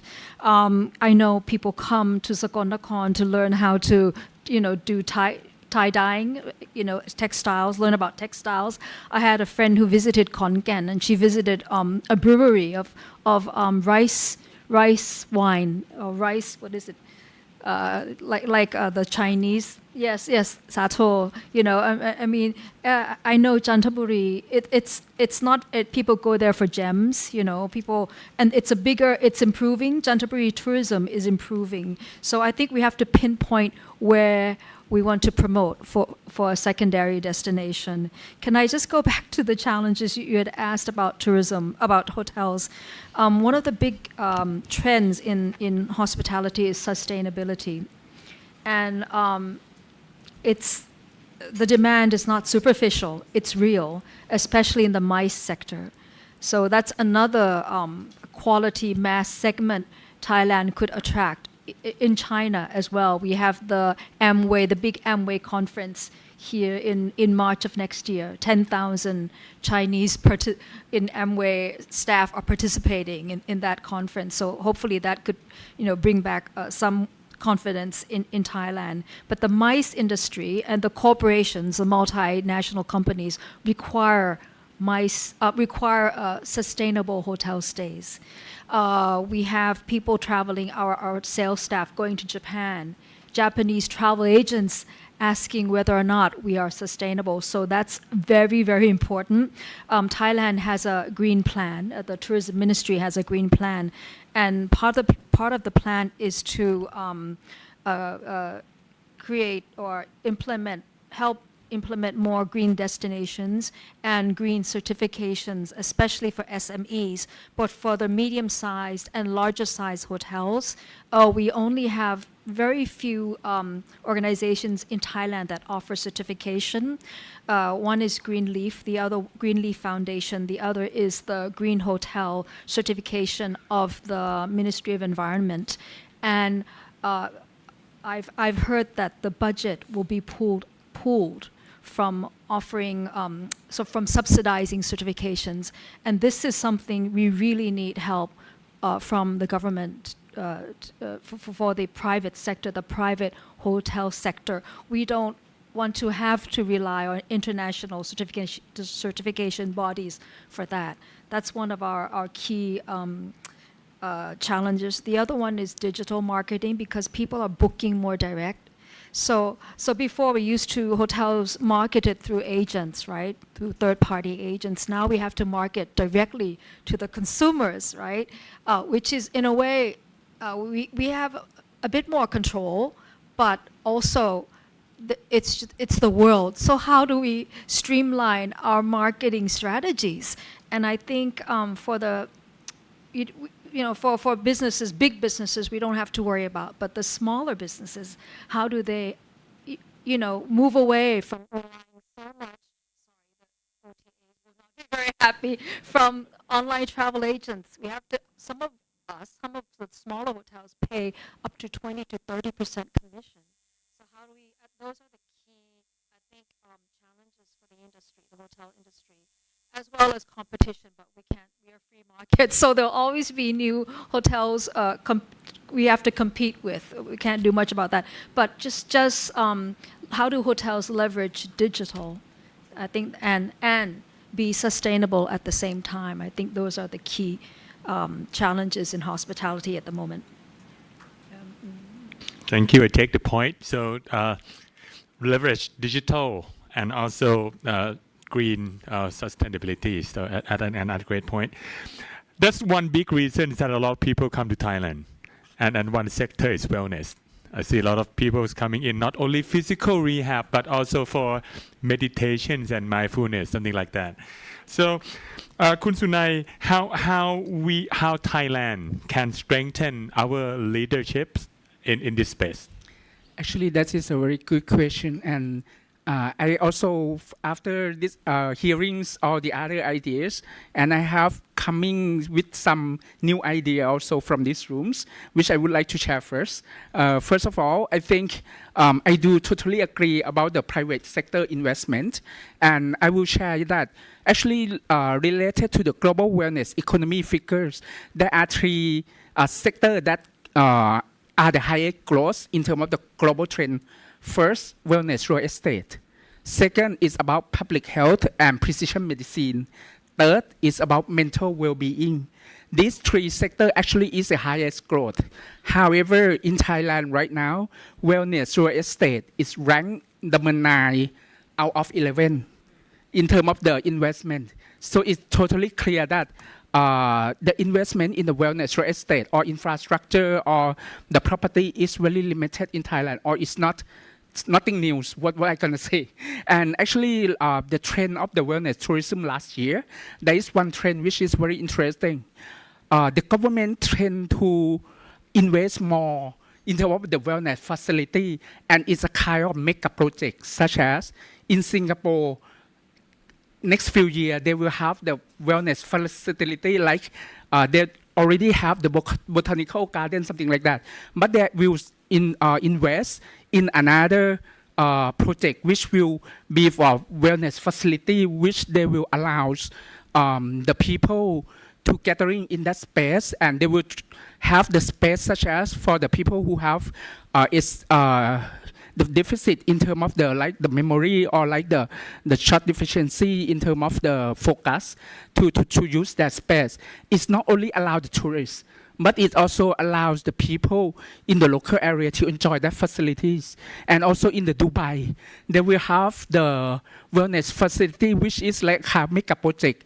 Also, it's like TACME Group, which is the European company which they use to build the infrastructure about the spa and wellness in their regions, and they will build it up. And it will coming soon to Korea as the first country. From this, actually, I also have some idea that I've been to Italy last few years, and I've been to that spa. I would like to experience how that spa is different from us. What I could see actually, can you imagine like we go to Suan Sayam in Thailand? Actually, it's something like that. I mean, it's a kind of a big swimming pool with the hydrotherapy session, and then they can enjoy facility in there. So why don't we have those kind of facility in our country?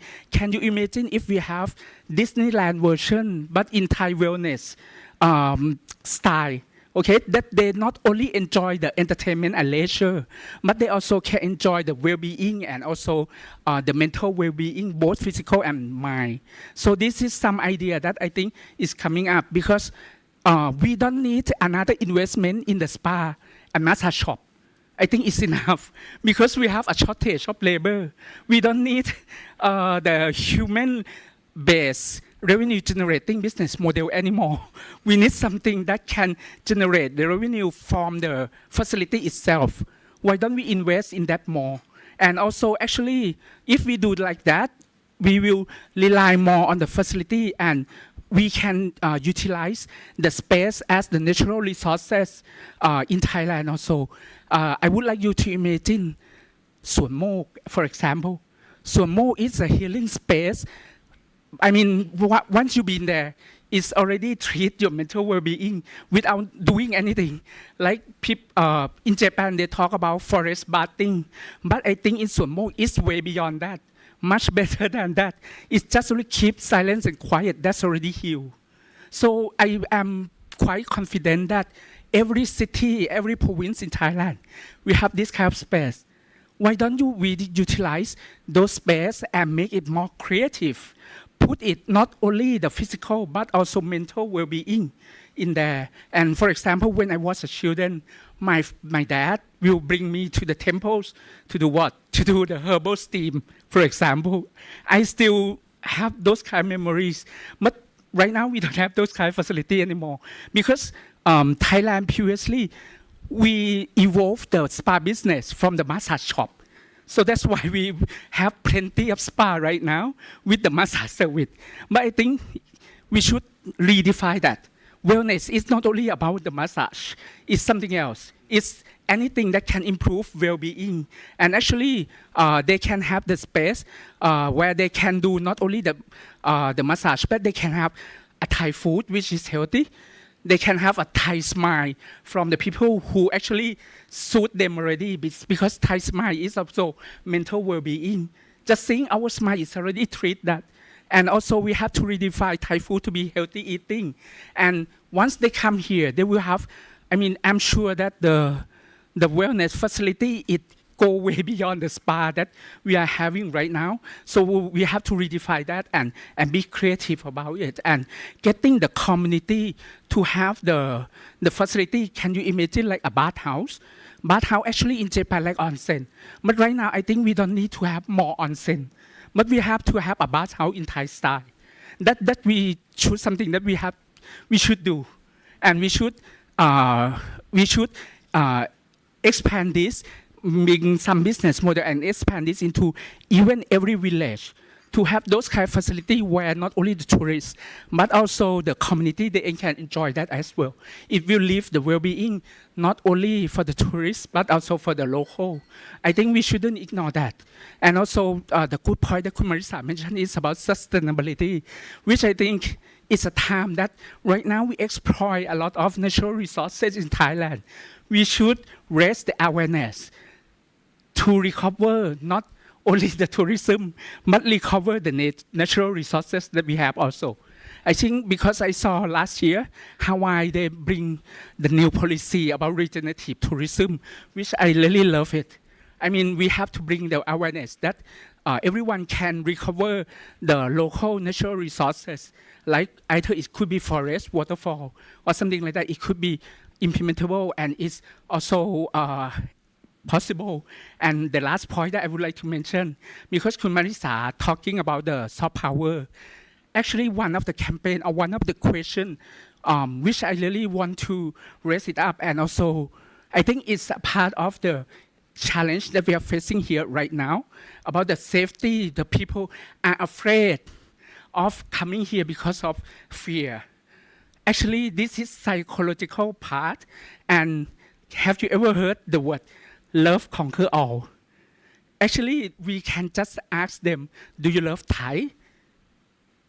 Do you love Thai? Because actually, Thailand, everyone have the memory about Thailand. And if we have those kind of love Thai campaign or love Thai like emotion bonding with them and raise the awareness about that, and then we make sure that we have the Thai in the new way of communication that will be also helping redefine the tourism of Thailand. And also, as I told you, Thailand, we have a lot of uniqueness because actually from the global soft power index in 2005, Thailand, we rank like 20-something rank. But actually, do you know that there are two elements that we are ranking very high? First is Thai food. Thai food is ranked number 6. But what even higher than food actually is friendliness or Thai smile. That is ranked number 4 of the global. So why don't we utilize this kind of soft power to ensure that Thailand, we already have what we already exist. I mean, we have all that, but just how to redefine it and make it creative and adding more value to them and get the engagement from the community also. That's my idea. Thank you. Yeah. Yeah. Go ahead. I just wonder, we have, all of us have very good ideas and very good intentions, but how can it happen when the policy changes with every new government, you know? Yeah, I know. Like I just wonder, I just hope that we have opportunities in medical tourism, wellness tourism, MICE, LGBT, but each organization is doing their own thing. Why can't, tourism is everyone's business, as Kun Buranin said, right? Why don't we bring all the agencies into one table and draw a roadmap? Because it's you have great ideas about how can it happen if BOI is not involved, if commerce is not involved, if the health ministry is not involved, if the environmental ministry is not involved. How can anything happen? That's what I would like to suggest, is have and Kun Suvita mentioned, the incongruity of there's no synchronization and no continuity. How can we have a roadmap for all these things and stick to it? That would be my... Actually, Kun Marisa, you're ahead of me. So actually, I have that in my questions for the last part. I believe 2 hours is not enough. But anyway, actually, you mentioned a great point, and I would like to tell you that some of my friends who work in Singapore, the only reason that they come to Thailand every year, because he want to come here to sort of basically regain mentality stable, something like stability, something like that. And actually, the younger generation and older generation have different problems. Older generation need physical rehab, but you know what? The younger generation, some people actually call it the burnout generations, and that can actually create another big market. Since we actually only have 20 minutes left, I have one big question to everyone, and the question is, if you could choose one action Thailand must take to regain its tourism leadership in ASEAN by next year, what would it be? I'd like to start with Kun Chai, since you played a big part in this, Thai Airways. One action that is the most important to make us the leader again. Actually, we are ready to be number one or the leader, especially the ASEAN countries in terms of tourists. But one thing is to work very closely and more collaboration among the parties, especially the government body. Tourism is not only the duty or responsibility of TAT. It's a responsibility of the all parties concerning, especially the safety issue. It's not in the hands of TAT to be fair with them. It's the responsibility of, I would like, don't like to mention the name, but it's about security, let's say, of the countries. I think that would take only couple of months if we seriously do it. That's my wish. So you mentioned collaborations, and we have to take safety issues seriously, and the party that direct responsible have to act. So that's a great point. How about you, Kun Tien Prasit? If I ask you to pick one action to make us leader again? Yes, because next year is very short coming. So I agree with Kun Chai. I think we need to do, I mean, government, not TAT, government and Thai people too, that how we can communicate to the world that we are seriously action and decreasing like scammer or whatever. And what I said before, the law enforcement is very important. And when you're talking about the ranking or the emerging competitor like Vietnam, I think Thailand, city in Thailand or hotels, we are top ranked in almost every survey. And at this moment, we cannot see Vietnam, enter into the list. So, like we have food, we have a hotel, best hotel in the world is three or four hotels in the top 50 in the world, something like that. And the strong point for Thailand is we still, I believe, in the top 3 country that we have a return visitor, which is very important. And right now, I think Thailand, we have about 80 to 90% of the FIT traveler that coming to Thailand. That's you can say that is a very quality traveler.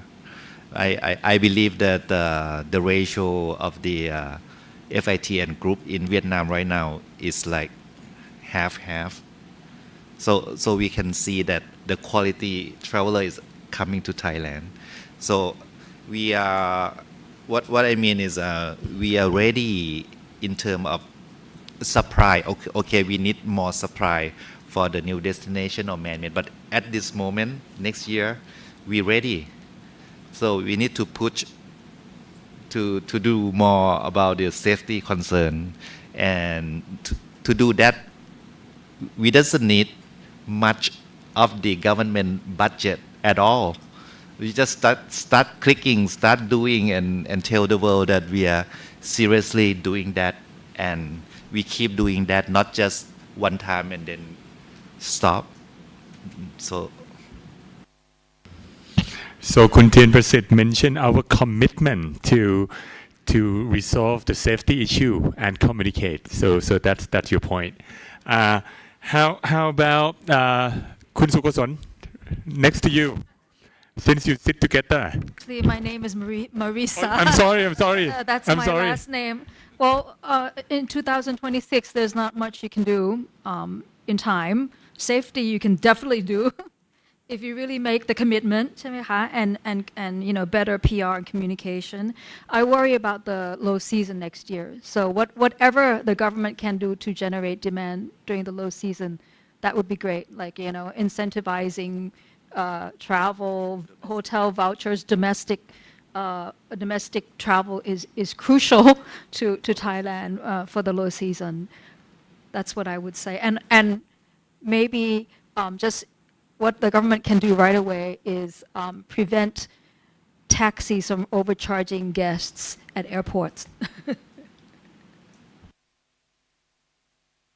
About that issue, now we have a service from private sector. Grab is safe, and the price is you can negotiate it, and you can track the routing to send to your friends or something like that. So it's very safe, and it's the choice. So Kun Marisa believe that we need something for the next low season. So that we might need some medicine incentive, something like that. All right.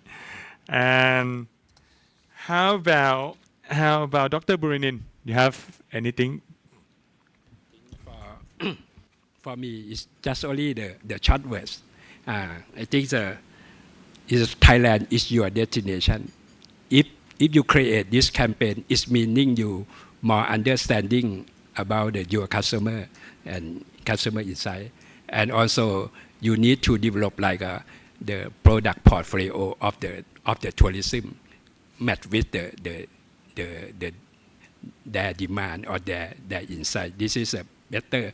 If we talk about the Thailand is your destination, it means you refocusing everything the new and set the new attribute and then the new value and the new norm and how to work together. That I said centralize plus decentralize. If you cannot centralize something, they don't it happen. But if you just only the centralize, it cannot serve the fragmented market. That would be a big point, and that will be the next questions. So we need a lot of collaborations. Kun Sunai, seems like you have a lot of ideas. So if I ask you to pick only one action. Actually, I got the idea from him. He mentioned about the festival and occasion. I think that is a good point. If next year we bring out the calendar and we see all the festival in Thailand, and we have to make the story in each festival, and that if we make it attractive, interesting, and make sure, and this is going to reply the answer of segmentation also, because I'm sure that each festival, they will have their own fans. They will have their own, like the people who like to visit. And if we make this festival is a country of celebration or whatsoever, I think that will definitely bring some visitor to Thailand. But we have to be creative in that, and that could make a shot and impact. It could be very viral if we do make that interesting, and we would like to replace the negative attitude toward the news with the positive feeling about it. That's my idea. All right, great point. New content, new stories. Yes, go ahead. Can I comment about Kun Sunai? It's a very good idea, and right now the TCEP also have a project about the ambassador. The ambassador is in term is the Thai restaurant around the world. So they want to Thai restaurant to be as an ambassador for Thailand and to promote, because Thai food is now very popular. And so the local in each country go to the Thai restaurant. So we can send the message about any festival, not just the traditional festival, like if we still have a Tomorrowland, something like that, and which month, and then they come to the Thai restaurant and have anything, the material to support that. That's what they did. Actually, that's a great point. That's a lot of we see a lot of success in Japan as well. That you have to go to take certain food for a certain season, and it's already a story into it. So it could make a difference that you have to eat Thai food in Thailand to see the unique Thai food. So that's a very good point. How about Dr. Kamonman? Do we need anything to do next year? Actually, like later than the collaboration, the creativity that we need the clear direction from the government, and also this some kind of the mutual idea between the government and the private sector, that we need the like long plan to make sure that tourism in Thailand is going in the same direction. We can promote that direction, that to see the unique of Thailand, and also we need the proactive measure and the prompt response. We cannot wait to see the impact, like wait to see that we lose the tourists and then take that action. We need the proactive measure and prompt response to attract more the people or tourists coming to Thailand. That is my point. Great point. So we cannot react. We have to proactive, right? So how about Kun Suvita? ค่ะ in my power or not in my power Whatever you want to say. ค่ะคือถ้า not in my power I would stick to having a clear direction and make that direction longer than a government's term ใช่ไหมคะ so that would be like the ideal case, and us all of the stakeholders sitting together periodically to really exercise this plan, but that I cannot control. So the things that I think I control, at least maybe halfway, is to summon all of the like content creators, maybe prioritize in China first. Yeah, I have a certain number in my mind. I have a certain social media platform in my mind already, what to prioritize and which city to target. And actually that, a couple of executors, implementers can actually implement that. Maybe 1,000 content creators, quality content creators, and not using it as what we've done in the past. Like, if I may, Thailand use content creators in the tourism agencies a lot like PR. Content creators are not PR. They are living entities. They're human. They can establish relationship, and they are tools because they have social media as their back office. So it goes a long way. Working with content creators is about building sustainable community. The audience as the community. Yeah, and once you remove the content creators, the community is still there. That how it is actually measured. It's not measured by 200 million or 200,000 views and clicks. No, it's once you remove those creators, the economy is still there after the conversations. So I can, summon content creators, maybe 1,000 content creators. All right, I'm expected that. So it must be very interesting. So building community for the creators to support Thailand sustainable growth in the long run. That's a great point. Kun Supakan, anything you'd like to add for your actions?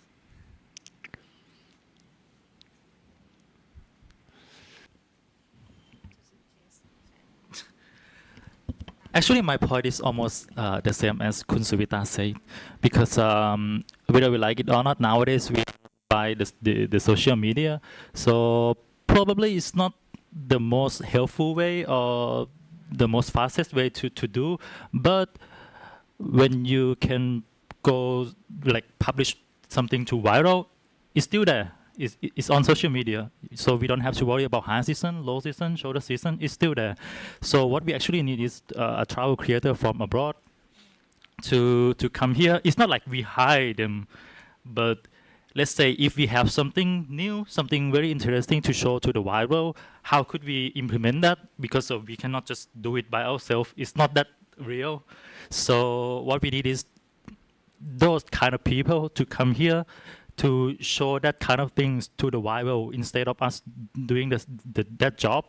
So yeah, I think this is more sustainable way to show to the world that we have something new now. So let's revisit. Let's come back, because when you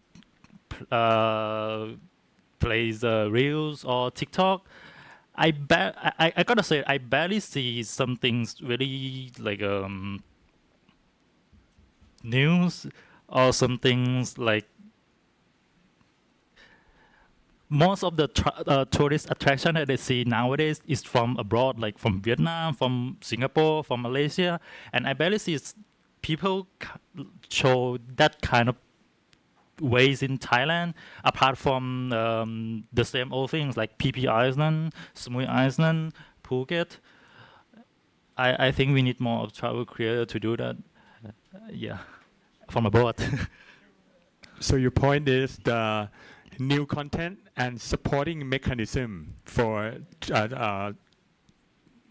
travel creator from abroad. Yeah, right? because I still strongly believe that Thailand, especially Bangkok, is still a travel hub for long-haul flight. I mean, transiting flight, connecting flight in this region. So we gotta try to take advantage of that. Okay, thanks a lot. Since the time is ticking, I see the clocks over there. My last question, which is actually related to Kun Marisa points earlier. So we've been talking about a lot of solutions that might be implemented, but it cannot be done as a fragmented solutions like Kun Chai mentioned. So how could we make this collaborative work together between government, private, and different sectors? How do you believe that, how can we work together to make these visions real? Since I have only 2 minutes left, anyone would like to volunteer for these questions?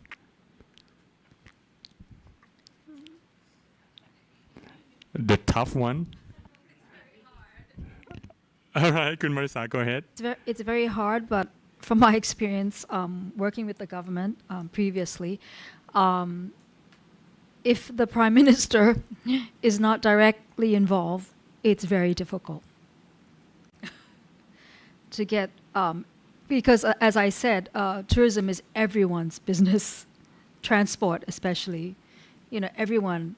So everyone needs to be brought to a table to formulate a long-term roadmap, which will be followed through, which in the long term.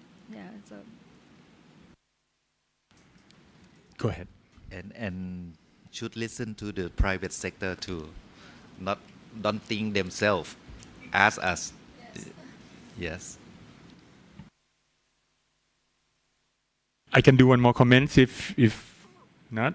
All right. It's normal for every organization. I think this is one. We should have the full autonomy that can break a silo amongst the different department, different entity, and Thai always welcome, and we did our part. We are the first, I can say, the first door for our visitor to welcome them, even they are not arriving Thailand yet. And we are the first ambassador, physical ambassador, I can say, that welcome the visitor into Thailand and send them back home also. All right. If I may, if I pick up from our discussions, we have clear directions. We have a commitment for a long term, and we have some things that has to be a roadmap to make sure that these things go on for whatever who might be the government. So and listening. All right. So that's some great point. Since time is running out, thank you for all of your thoughtful insights and for sharing perspective today. Let's give another round of appreciations to our distinguished speakers. All wonderful sessions. 2 hours is not enough, and this discussion can go on, and we can discuss this online, maybe at Facebook of the Nation Thailand, or you can go on, since we have to live with this, and we're doing this together. All right. I would like to thanks to Kun Nithi Sriphra, already left, Kun Chai Iem Siri, all right, Kun Dr. Buranin Ratana Sombat, คุณเทียนประสิทธิ์ชัยพัทรานันท์คุณมาริสาสุโกศลหนุนภักดีคุณสุนัยวชิระวราการ คุณสุวิตาจรัญวงศ์ดร.กมลมานแจ้งล้อมและคุณสุภการจริยะพิเชษฐ์ Thanks a lot for coming today. And this conclude our sessions of the Nation Visionary Club. And our next forum will be titled New Perspective ASEAN Movement. Please stay tuned on the Nation digital channels for updates and replays. Once again, thank you for all the speakers and everyone watching us online. All right, I'm Thirathon Tharachai signing off on behalf of the nations. Thank you and see you next time. Thanks a lot.